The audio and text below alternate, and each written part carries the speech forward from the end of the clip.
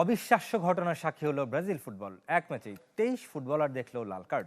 দেশের ঘরোয়া টুর্নামেন্ট ক্যাম্পেইনাতো মিনেইরোর ফাইনালে দুই চিরপ্রতিদ্বন্দ্বী ক্রুজেইরো ও আতলেতিকো মিনেইরোর ম্যাচের শেষ মিনিটে ঘটনার সূত্রপাত। পরিস্থিতি নিয়ন্ত্রণে আনতে ক্রুজেইরোর 12 এবং মিনেইরোর 11 ফুটবলারকে লাল কার্ড দেখান রেফারি। নগদ নিয়ে এলো হার না মানা হার অফার। সর্বনিম্ন 10,000 টাকা রেমিটেন্স নগদে পাঠালে থাকছে স্বর্ণের হার জেতার সুযোগ। কোনো রেসলিং নয়, এটি ব্রাজিলের শীর্ষস্থানীয় ফুটবল ম্যাচের দৃশ্য। সাম্বার দেশ এবার শিরোনামে অফুটবলীয় আচরণে।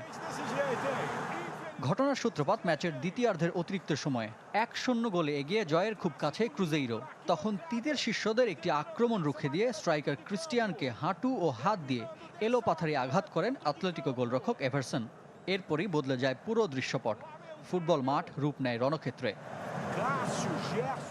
পরিস্থিতি নিয়ন্ত্রণে আনতে মোট 23 ফুটবলারকে লাল কার্ড দেখান রেফারি, যার মধ্যে ক্রুজেইরোর 12 ফুটবলার ও আতলেতিকো মিনেইরোর 11 জন। ঘটনার প্রত্যক্ষদর্শী মিনেইরোর সাবেক ব্রাজিল তারকা হাল্ক নিজে হাতাহাতিতে জড়িয়ে হয়েছেন অনুতপ্ত। এটি খুবই হতাশার। ফুটবল মাঠে এমন ঘটনা আমি জীবনেও দেখিনি। এটি একদমই ভালো কিছু হলো না। পুরো দুনিয়া জুড়ে ঘটনার নেতিবাচক আলোচনা হবে।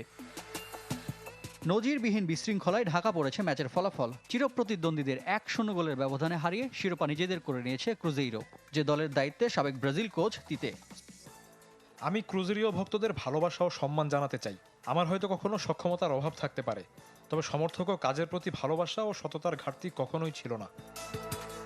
বেলো হরিজন্তের ঘটনার পর এখনও মন্তব্য করেনি সিবিএফ। রিফাত হোসেন, চ্যানেল 24।